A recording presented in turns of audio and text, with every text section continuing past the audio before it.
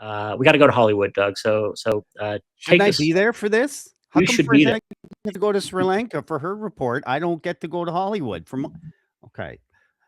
Netflix wants to buy Warner Brothers. If this happens, Netflix would control HBO Studios, DC Studios, Warner Brothers Pictures, and Warner Brothers Games. Look at all these brands that Netflix would control. It's one of the biggest deals Hollywood has ever seen, and it could reshape the entire industry. One company would hold many of the stories that shape the way you and I think, feel, and talk about the world. Paramount has jumped in now with a larger hostile bid. Now the fight is out in the open. Shareholders are split. Regulators are watching closely. Politicians are weighing in, of course, from both sides, of course. And the reaction inside Hollywood is sharp. Some fear Netflix would push everything toward tighter budgets and data driven stories. Others fear Paramount would break up parts of the studio and cut deep. Creators feel the whole landscape is changing. Look at that. A major part of the story here is control. Warner Brothers holds some of the most valuable worlds ever made: Harry Potter, Game of Thrones, DC Heroes, major animation libraries, and a deep bank of documentary and news archives. These are not just brands, they are cultural landmarks. Whomever owns them decides how they grow, change, or fade. There's there's also a quiet worry running through the creative world. Warner has always licensed its material broadly. Filmmakers, podcasters, journalists, independent creators have long used Warner archives, footage, and historical audio in their work. Netflix doesn't license things that way. It keeps things tight to the chest. If Netflix wins, access to that history may narrow. That means fewer chances for creators to build stories from old material and less room for the public to see familiar worlds through fresh voices. This deal is also a test of public relations, each side fighting to shape the narrative. Netflix speaks about steady ownership and leadership. Paramount speaks about protecting the studio's soul. Workers talk about jobs, fans talk about culture, unions talk about power. Every message is a move in a larger struggle over who should guide a major piece of our shared imagination. In the end, the winner will not just buy a company, they will shape how future stories are told, who gets to tell them, and what the public believes those stories should mean. That's why this deal feels bigger than business. It reaches into culture itself. It decides not only who owns the past, but who gets to create the future. Huge story, and I'm glad you kind of brought at least my attention to it. When you first mentioned it, I was thinking of it as sort of another corporate merger deal, and there'd be the usual sort of, is this a monopoly? Is it not? Is it good for consumers? Is it not? But Mhm. when you zoom out like that, it really is a big story. I mentioned I was at a holiday party yesterday with some studio execs, and pretty highly Which you placed do. studios. This is just a typical that's what you do. It's just how I like to That's how hang you out roll. on a Thursday night, but, one of them said, this is, after a few glasses of prosecco, said he thought this would be the end of cinema. If Netflix takes over Warner Brothers, that it will destroy an already fragile, economic reality for the cinematic industry, and I just hadn't thought of it, that way. So that's just one part of the, one part of the conversation. There are also some big news brands that are affected in this deal, CNN and CBS. So, closer to out of the bigger storytelling complex, but in the news media, there's some big news brands affected with this. So I do think it's a significant story. Mm. Gosh, I mean, I think as Doug said, one has to be very mindful that the business of storytelling is really the business of influence. And you have news, social media platforms with their algorithms, and be it cinema storytelling, be it sort of Netflix, that have film and sort of TV series. It shapes people. It shapes culture, and so it'll be really interesting to know who's going to buy it, and also if there's a consortium put in place behind it. Who does that comprise of? Are they foreign players involved as well? How will that then end up becoming a sort of foreign policy soft power play? So I think wait and see. But yes, I think you're absolutely right. I think from a PR perspective, they've got a multitude of stakeholders that they need to reassure with very different messaging. So the talent would require a different sort of messaging in terms of reassurance of jobs. The customers, the diehard film sort of people, and of course the regulators. I mean, how do you think the regulators will look at it? Well, I don't know. I mean, there's good arguments, I guess, either way from whether this is a monopoly or not. Or so I've been told. President Trump says he will be involved in the decision, so that makes it a political question already. There are reasons for Paramount maybe to believe that they've got a good relationship with the Trump administration that Netflix may not. The fact that there is this coalition of non-American investors backing the Paramount This is the counterbid. Guardian story you're referring to, right? That the Yeah, exactly. Paramount bid. Maybe you Yeah. can spin us out from there, Doug. Louise Watson in London is asking about a difference in valuation. I read something about that. I don't know enough about it to comment, but I just want I to do a acknowledge little it. on the numbers. It's evaluated at 72 billion, but the original bid, I believe, is 82 billion, which that's normal. You always up bid, and then I think the Paramount hostile bid is up as high as 108 billion. So the numbers are flying all over the place. Right. Right. But that story in The Guardian was that the Paramount bid is backed in large part by a group from, I think it's Saudi Arabia, and that's brand new. And I don't see it. I'm over here on this side of the pond. I don't see that in any of my news feeds yet. I know it's in The Guardian, but it doesn't pop up in my aggregated news feed. So that hasn't splashed. Yeah, it's a fund, I believe, that is backed by sovereign money from Gulf states and from Jared Kushner, president's son-in-law. So it's a really this would be a great Netflix story by itself. How that story Watch gets this told space. depends on who buys. Well, I think this is probably going to come up because this story isn't going to go away anytime soon. It's on a timeline that's not finite, but won't be resolved probably anytime immediately. Maybe Farzana, bring us back to some other work you're doing with the UK government and some work to promote the legal profession. I didn't know they needed help with promoting themselves, but apparently they do. Everybody needs help. Everybody needs help. Even the PRs need PR. Now, the English Law Promotion Panel was set up, and they held their first meeting, and very honored to join the panel. It was myself, another PR person, and the rest were lawyers who I've always had the greatest respect for lawyers, because I think they actually are on the similar spectrum to us PRs. It's a spectrum of advocacy, but their advocacy is within the constraints of legal jurisdictions, whereas PRs, we swim out in the wild ocean with no sort of parameters and no regulation, which Doug and I have a issue on. Now, a little bit about the English Law Promotion Panel. It's been formed as part of the UK's modern industrial strategy, which will drive economic growth, apparently. It will focus on how to reinforce the English law status as a leading choice for international business, future-proofing the UK legal services sector amid competition from other countries. And this is what, and the panel is chaired by the Deputy Prime Minister and Lord Chancellor David Lammy. Here he is. And this is what he had to say. He said, the UK's legal services sector is a hidden superpower of our economy, generating more than £42.6 billion a year and employing more than £364,000, 364 people across the country. And I must say, lawyers get paid a great deal more than us PRs.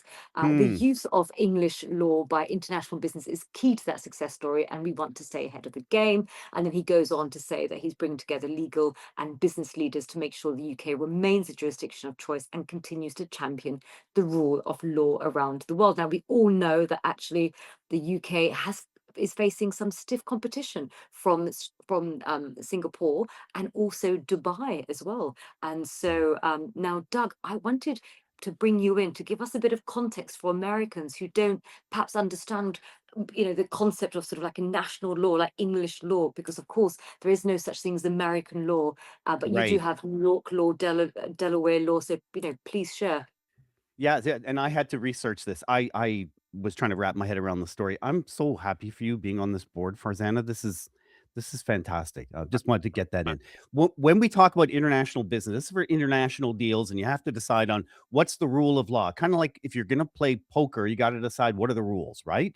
You need to decide on which law is going to apply to the contract or contracts that you're signing. So when we talk about international businesses choosing English law, important to correct a common misconception. There is no single body of American law competing with it. In the US, companies choose amongst state laws. New York law, for example, is big and perhaps the leader for finance. California law for tech deals, or for corporate, Delaware for corporate governance. And globally, businesses also sometimes opt for German law, which is often done for engineering or industrial mergers. And French law is widely used in civil markets and in a surprising number of Peugeot related disputes for reasons only French drivers can fully understand. But the real competitive pressure now is, as Farzana mentions, the rise of Singapore law. Singapore is not waiting for the world to come to it. It's actively marketing its legal system as the modern neutral choice for international commerce. They're building institutions, promoting themselves abroad, and positioning Singapore law as the natural jurisdiction for deals touching Asia, which is growing a lot. And that's why this move from the UK government matters. This new English law promotion panel is, IMO, fundamentally a reputation strategy, a branding exercise, not aimed necessarily at British citizens, but at multinational companies, global investors, and cross border deal makers. The message they want to send is choosing English law adds stability, predictability, and credibility to your deal, and is a way of staying on the gold standard. Well, David? I think what's quite interesting is, the UK government, they are beginning to really get soft power and understand strategic communications and reputation. And of course, this is just one example. So before they set up a soft power council, and there's a few friends of mine who are on the council who I've got huge respect for. So they've really brought in the right sort of people. So I think long may that continue, because, having They, an industrial strategy is one thing, but actually to really bring it into reality, you need promotion. You need to go out there. You need well, messaging. You need sort and of so that strategic comms. that leads me to this. There's only one Farzana Badgewell on the board. The rest are kind of lawyers, and oh, I mean, bravo! They started with the best. They Yeah, well, started with the way to go. I think that there's Don't let myself. those lawyers overtalk you, Farzana. There is another comms person, but yes, we are in the minority, and there's a lot more lawyers. But again, I pretty much love lawyers. So I'm not complaining, but I do love PRs more. So I would like more PRs on a promotion panel. So I agreed, David. I wanted to bring you in with your thoughts. Well, I love that you're on this board as well, and maybe we'll focus more time on a future show. But really, I like the fact that they are including a comms perspective. That says something. We do have a seat at the table, and we have an important perspective to add. Swinging the light around and looking at PR, our comms or marketing or media, I would love to see the government focus a similar amount of energy on promoting the UK creative industry. I think they do in some areas. I didn't get a chance to look at this before the show, but I think they promote the fashion industry and a few others. But I was on a panel for the UK PRCA years ago, trying to promote the UK PR scene as the go-to hub for international public relations because of the time zone, which is friendly to most parts of the world, because of English language as the language of business and in many respects the language of media, and because of the collection of talent here. So it would be interesting to kind of learn what we can from the lawyers and see what we can apply elsewhere. Every time I say this, I get notes on LinkedIn from people in New York who say I'm crazy to say that London is the capital, or I get people from the north of England saying that I'm too London focused. So Yeah. anyway, I'm just glad we're having this. I'm glad we're having the Can I conversation. just ask you, David, where do you think the center of excellence is for PR? I think it depends. Hats out for You are so for, diplomatic. In the mind. In the mind. yeah, exactly. Here's what I love about London, though. It's the center of the financial services sector, at least for a big part of the world. It's the center for a big part of the English media landscape, including entertainment, and it's the center of the UK government and a big part of the world that still looks to the UK. So I think a lot of things happen here in London, whereas in the U.S., the centers of excellence are a little more distributed. On the West Coast for entertainment, and New York for finance, and D.C. for public affairs. But I do think globally, in my experience, clients are more comfortable with UK-based agencies for that work than American. And I'm preparing myself for the backlash now that I will inevitably get. So I'm just gonna exercise my prerogative. I got to write the show notes today, so I got to decide where we were going with the stories. It'll be somebody else's prerogative next time. I couldn't land on a specific story, but I just want to touch really quickly on 4. If you guys have comments, please stop me. If anybody in the audience has comments, and then I want to get to some predictions. So Solomon, if you don't mind, just kind of bringing up my first slide, and I'll start talking anyway. I think the 4 things that grabbed my attention this week. First, the U.S. State Department reversed an earlier decision promoting Calibri as the font of choice and re-promoting Times New Roman because it's less woke. And I guess the original benefit of Calibri is that it was considered to be more readable and more inclusive. So We're just so it's a return to what Americans have seen habitually anyway. The original move was to be, for whatever reason, to switch to Calibri, yep. and now it's just returned to how it was. They've decided that's their type. Yeah, exactly. Just, unrelated to this, one time Farzana introduced me to a professional type designer, and I didn't know that such a thing existed. Obviously, it must, because there's a lot of different type fonts out there, and I found it to be a really fascinating topic. Again, topic for another day. I thought that the U.S. reversal of a decision not to sell NVIDIA AI chips to China, but now saying they would, so long as the U.S. retains its 25% ownership of any deals that go through that, which is a weird story by itself. I think that's interesting, but I don't know the PR angle. Maybe one of our listeners does, and we'll chime in. So I'll just park that there. I think an obvious big story with obvious PR implications, and again, probably not enough time to get to, is the Australia ban on social media for kids under the age of 16. What I've been able to read is that most of the coverage about it has been how kids have outsmarted the system and found their way back onto the platforms anyway. But I think there will be a lot of things to learn from that experiment, and maybe it'll be a conversation that comes up. Are they just getting adults to sign in for them, like hanging outside of the beer store? Hey, buddy, can you buy me a 6-pack kind of deal? It does have a lot of comic potential, but I get the sentiment behind the move. And then in the middle of the week, what I think does have very obvious PR implications for the U.S. tourism hospitality industry is a pretty dramatic upgrade in entry requirements for, I think, 42 countries where a visa wasn't required for tourists and visitors to visit the U.S. Now a much bigger, more potentially onerous set of requirements, including sharing your social media for the last 5 years, names and contact information for family and employers. It's a pretty burdensome proposal. It's not yet in effect. Although I do know the U.S. Embassy here in London has already issued guidance saying foreign visitors need to set their social media to public. I don't know what the real implications of that are, but it doesn't, in my view, sit well with potential. But this is if you're visitors. staying for 6 months or something, right? That this isn't, hey, I'm heading down to Disneyland with the kids for a week and we're gonna have some fun. That it doesn't apply in that case. I don't know. That it sounds like you read more into that than I have. But It's if you're staying for a while. They want okay. they're just saying we want to know a little more about you. Yeah. Okay. David, Well, can I ask just quickly on that? I just think to myself, is it going to start harming the interests of these big tech social media platforms? Yeah, good. Because people are going to start thinking, do you know what? It's enjoyable. You're getting messaging coming in from Australia that is harmful for, so harmful that they have banned it for sort of, under 16s. That's going to start that whole narrative up about, the harms in terms of mental health, attention deficit and so forth. But then you've got also, then if you start traveling to the US, you may end up having to, get called out for any sort of social media posts that you did. So is it going to become this sort of hindrance that we're going to start thinking, God, is it worth it? I don't think anything that's happening in the U.S. government is against the interest of big tech platforms right now. So is that a potential development? Maybe. But I think right now, anything that's happening is probably with the blessing, if not the actual encouragement of big tech. I wonder if someone's going to come up with an app that helps you kind of scrape or bypass or somehow aggregate your data in a way that's administration friendly, but we shall see.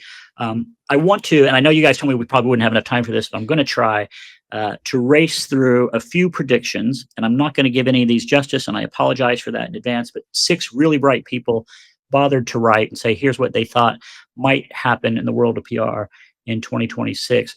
So, Solomon, if you don't mind moving us to crisis communication, Phil Borman, a good friend and colleague based in Lisbon, says that crisis communication will shift from a nice to have to a must have as a legal requirement. He's talking specifically about new legal requirements in the EU and the US as they relate to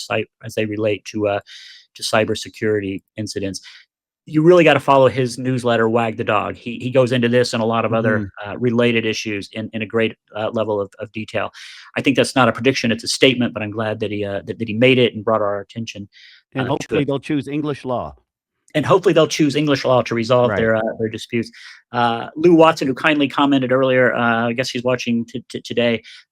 Big expert on misinformation. She works with a lot of security related interests. She says that the enemies of the truth, whether are fairness or of certain states, will find it hard to hide under the shadows. She's not saying that misinformation will go away, but in 2026, we'll see greater visibility from both private and public sector entities to kind of showcase where misinformation is coming from and what its nature is. So I asked her; she was optimistic. She's a little more guarded than that, but she too is worth following on LinkedIn for people who are interested in misinformation. Thank you, Louise, for that prediction. If we don't mind going to the next one, authenticity. Rachel Gilly runs a great agency called Clarity, global agency. She says that brand authenticity will be more crucial than ever, especially as AI starts churning out slop. My word, not hers. So she is at the top of a great advisory chain of command at Clarity, and that's the kind of advice she's giving to her agencies. Thank you, Rachel. Uh, my friend, and now I think Doug's had some chance to work with Matt Collette, big thinker, Great big guy. clear thinker, as it Yeah. relates to generative AI. And he says that he's based in Vancouver. Maybe that's why you guys have a nice affinity. He says that comms teams will experience more change from generative AI in 2026 than they have in the past 3 years, and that's probably got some people, already a little bit anxious. You should probably talk to Matt if that's the case, because he's here to help. But he thinks we're just now getting into the weeds of this, and I believe that's true. Joe Harrod runs a market research and public information, a public opinion research business based here in London. He touches on a topic that we've looked at before, and that's the BBC and trust.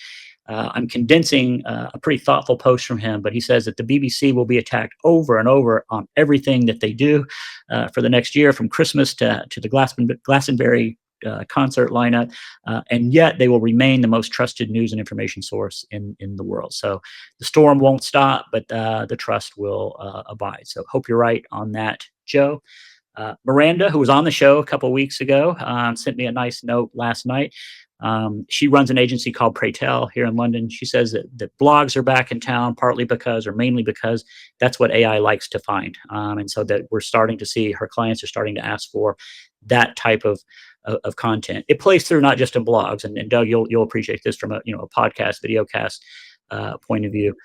Their agency calls this part of the remix era, where authentic owned content starts getting remixed in different ways to find audiences on its own, but also to influence the algorithm. So thank you, Miranda.